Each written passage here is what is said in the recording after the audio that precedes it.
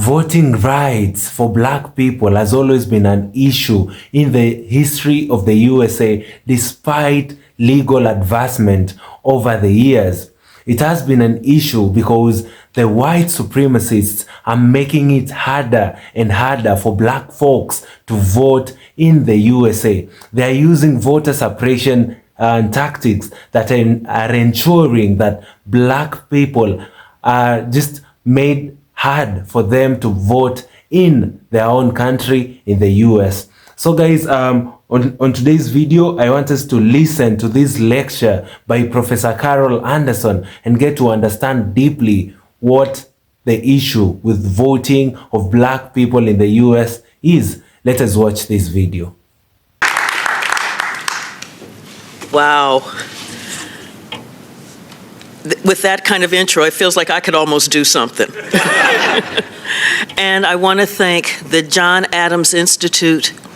I want to thank Tracy Metz, and I want to thank Ian so much for the wonderful, warm welcome that I have received here. It has been fabulous.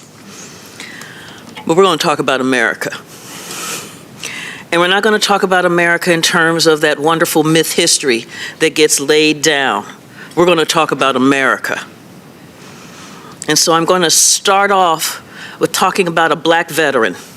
His name was Maceo Snipes. He fought in World War II. He fought in the Pacific. And he came home in 1946, and he was going to vote. And he was going to vote because that was a key election. There was a man running for governor, a man named Eugene Talmadge, who was a white supremacist of the first magnitude. He ran on a platform of you keep them right where they belong. Well, Maceo was like, I fought fascist. What you got? Because Maceo has swag. And Maceo went to go vote. And there was a sign over the door that read something to the effect of, the first Negro that votes, that'll be the last thing he ever does. Maceo was like, I fought fascist. I fought for democracy, and I'm going to get some of that right here in Georgia in 1946.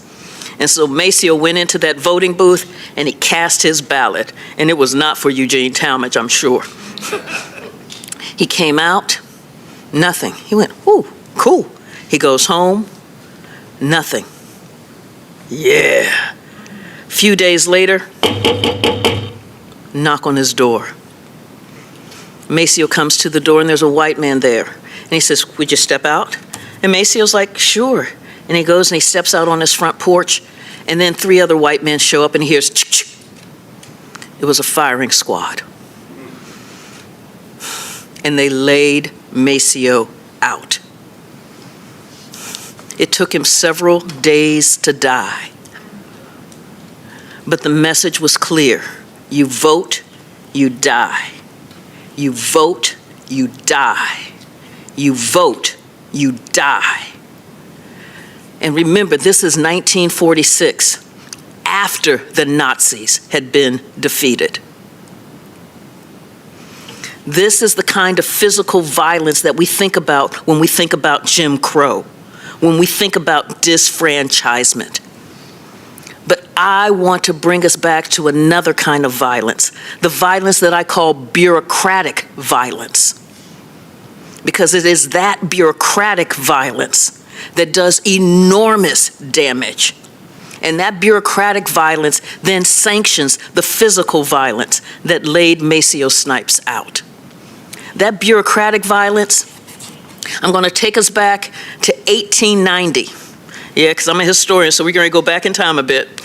1890 to Mississippi.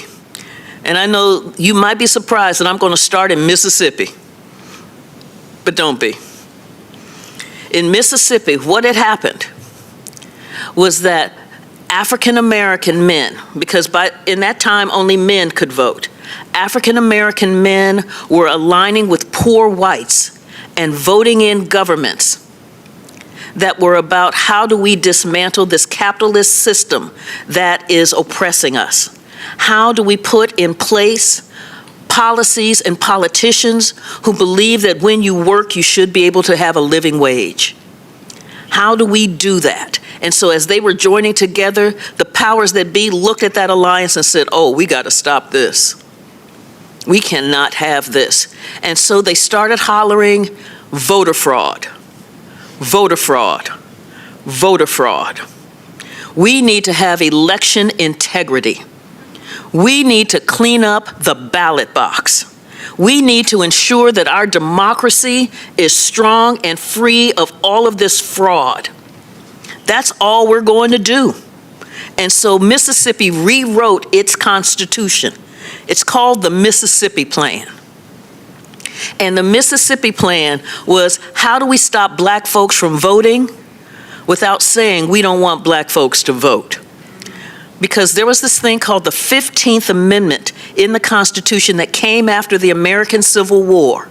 And in that amendment, it says, the right to vote shall not be abridged on account of race, color, or previous condition of servitude. So that's what prevented Mississippi from writing a law saying, we don't want black folks to vote. But Mississippi said, oh, but we got this.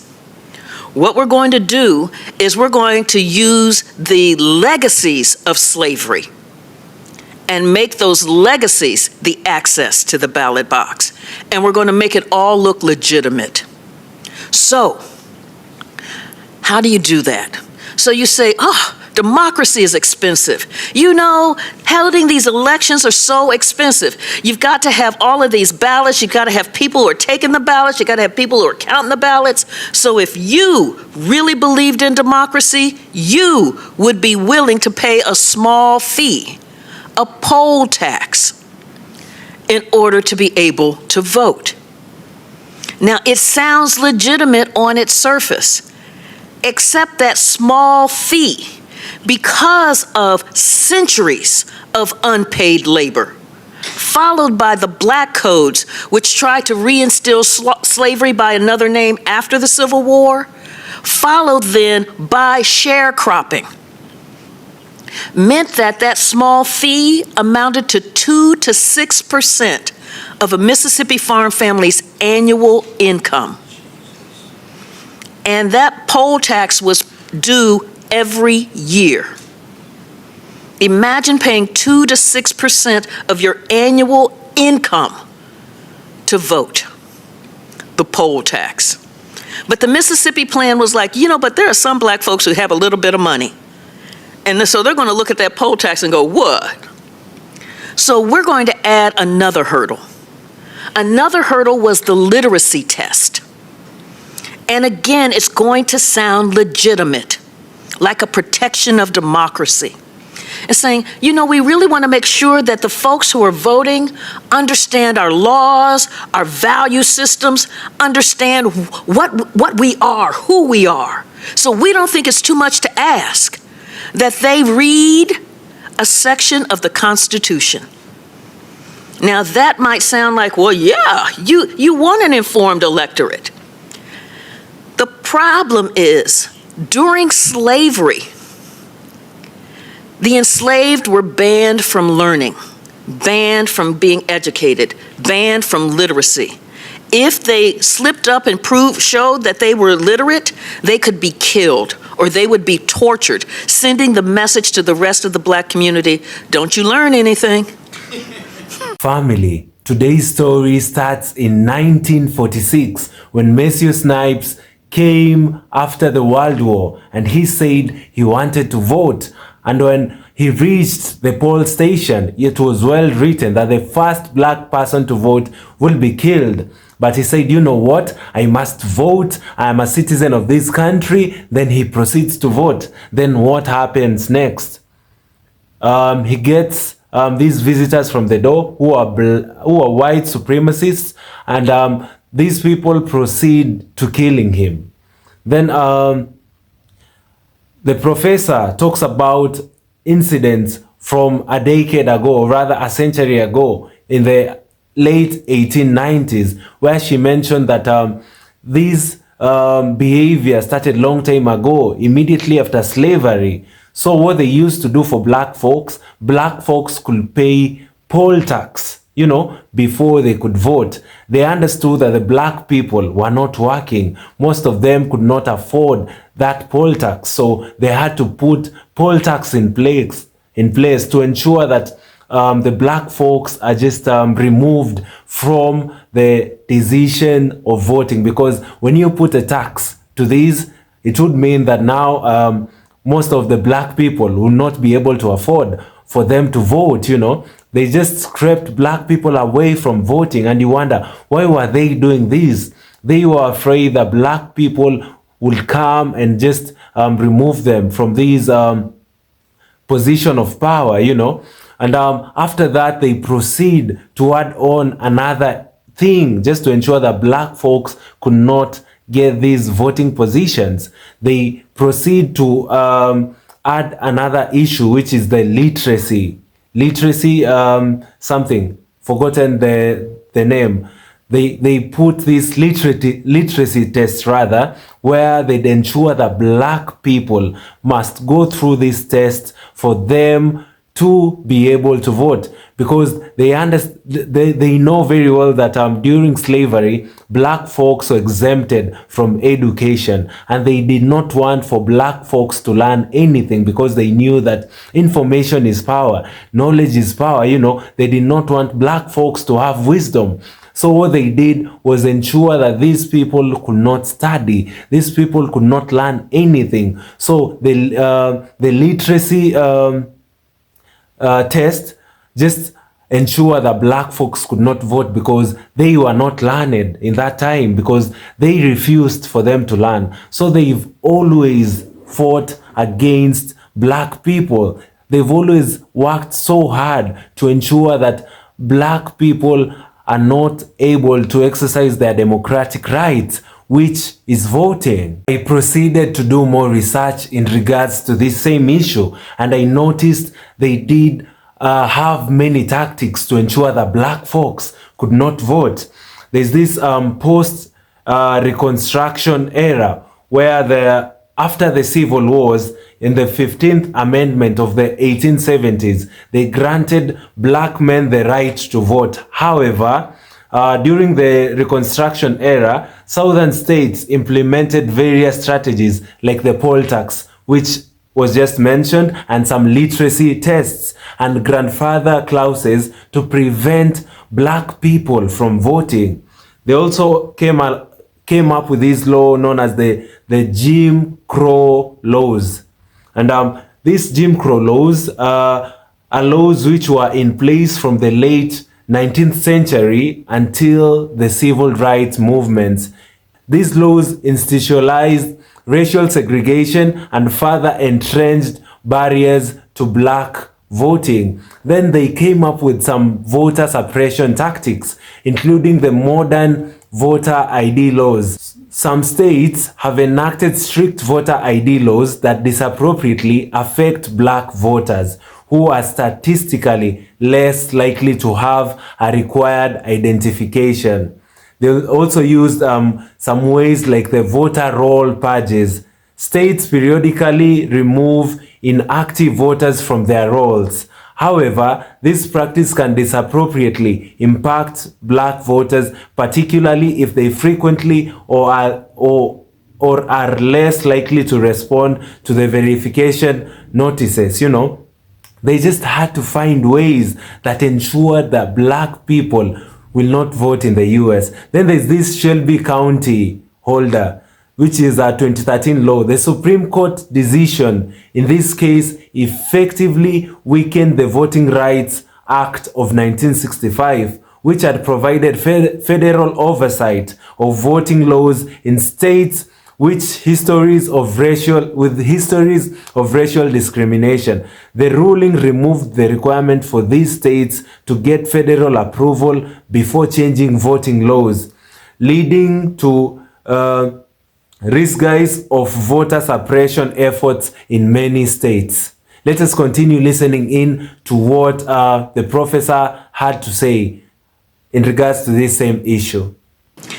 And then after the Civil War, you had severely unfunded black schools. So when you have the state ensuring that you do not have a quality education, and then the state requiring that you have a quality education to be able to vote, that's how you can say we don't want black folks to vote without saying we don't want black folks to vote. And there were other elements in this Mississippi plan. I'm not going to go through all of them because we only got 25 minutes and I could be here for 49 hours with these things. But what it said was, if you get through this one, there's another hurdle. If you get through this hurdle, there's another hurdle. If you get through this hurdle, there's another one. And then there's another one. It's making the right to vote a privilege. That all of these barriers that you have to achieve and accomplish in order to be able to vote. The Mississippi Plan was so effective that it started in 1890 and there were 190,000 black men registered to vote. By 1892, 2 years later, there were 8,600. And the U.S. Supreme Court in 1898 blessed the poll tax and the literacy test in the Williams decision, saying it does not violate the 15th Amendment because everybody has to pay and everybody has to read. Now that literacy test was so wicked, and I do mean wicked, in that this thing is still in living memory. Mr. L, who is a man who was part of my village, who helped raise me in Columbus, Ohio. He lived in Georgia, and he told me that his literacy test question when he went to register to vote, because they didn't want him reading the Constitution, it was, how high is up? The registrar had such arbitrary power over who could vote. In Mississippi, one of the questions was, how many bubbles in a bar of soap? So when the state can ask you an unanswerable question and make that unanswerable question the access to the ballot box, the power of the literacy test and of the poll tax and of the other measures was that by 1940, when the Second World War is raging, only 3% of black folks in the South were registered to vote.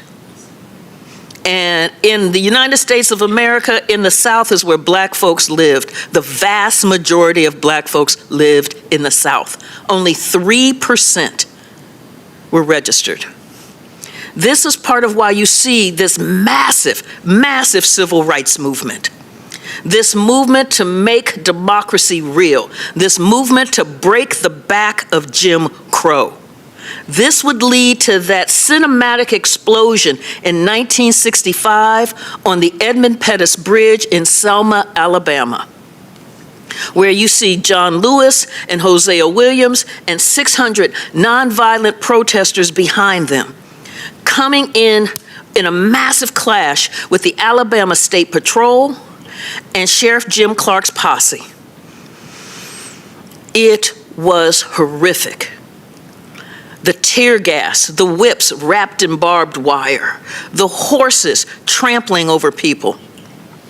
It was so horrific that ABC cut into its movie of the week. And those of us who are old enough to remember that ABC was one of the only 3 channels and that it had a movie of the week, they cut into their movie of the week, Judgment at Nuremberg, to show the footage from Bloody Sunday.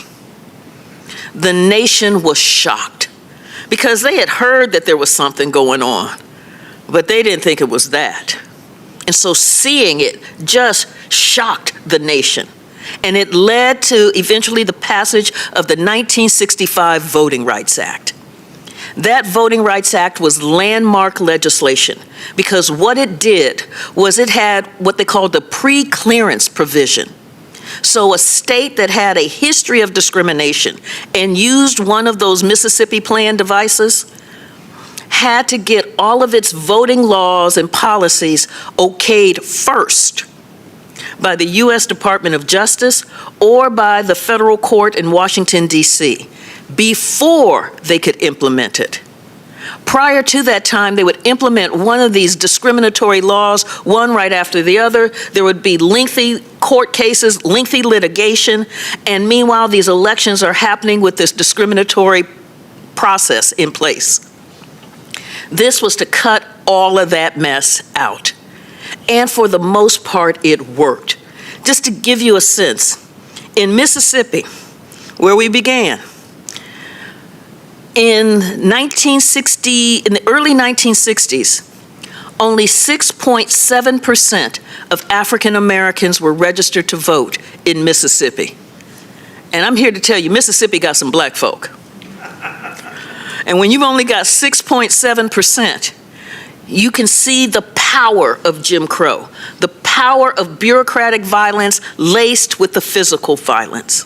Family, it is really funny how the white supremacists have always been afraid of black people over the years. Why would you bring literacy tests to people who've not gone to school, to people who you've denied access to education? Then you ask them questions that are just unanswerable for them to be able to vote. How do you ask someone how high is up? What would you what would be the answer? How many bubbles are on a soap? Do you really want these guys to vote? What was the intention of these white people, the white supremacists who were pushing really, really hard to ensure that black folks were not able to vote? You know, in a span of 2 years, the voter registration dropped from 190,000 to 8,600. You can imagine the number of black folks that was scraped away from the voter registration. How many were these black folks? The goal has always been to ensure that the white supremacists remain in power and refuse for black people to vote. The story from our Proffesor started in 1946 when the guy who just came from the World War was murdered after he voted. After it was written that the first black person to vote here would face death. And he risked his life and he was killed later on. You know, we are seeing such systems in the modern day. And it is so wrong. It is so sad that these things are happening till today. So guys, that was just a small history of guns and votes according to our professor right here. And guys, thank you so much for watching this video. Kindly do consider subscribing to my channel to learn a lot of black history in Africa and in the diaspora. Kindly like this video so that it can be recommended to your friends and family. And lastly guys, I'd really appreciate if you subscribe to this channel, man. Kindly do consider subscribing to this channel so that we may be able to grow together. And lastly, always consider commenting down below so that we may get to learn from each other. You know, this platform is here for us to learn together. If I say anything wrong, I'd want to be corrected. If there are any other new insights, we can be able to learn from the comment box down below. So guys, thank you so much. See you all in my next episode. Goodbye for now.